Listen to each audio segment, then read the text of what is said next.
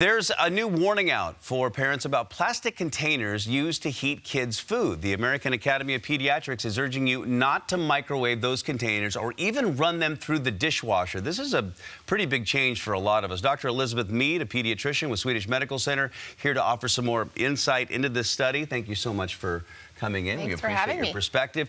What is the concern with these containers exactly? Yeah, so there are some additives, some things that are in plastics and even in our food, which we can talk about too, that pediatricians have been worried about for some time.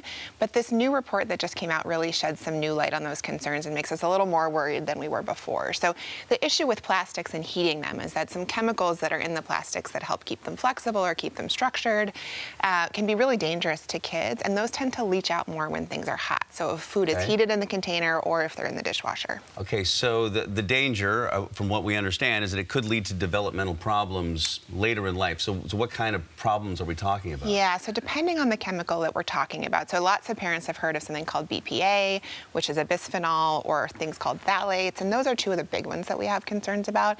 Those can be sort of endocrine disruptors, so they can affect hormone patterns, also growth, development.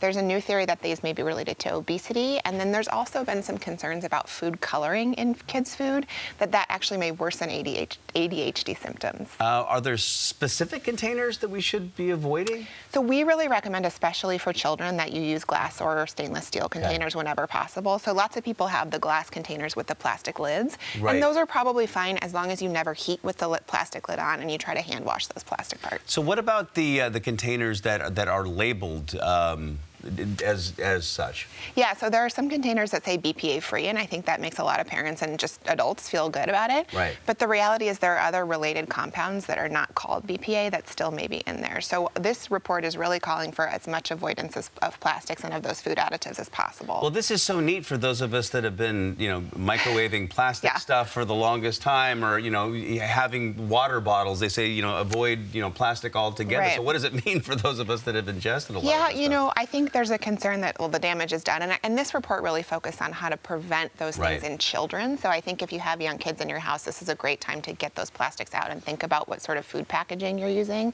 But for adults, I think the best thing you can do is just start now and start following these recommendations going forward. And that's sort of all we can do. And so maybe just toss our Tupperware?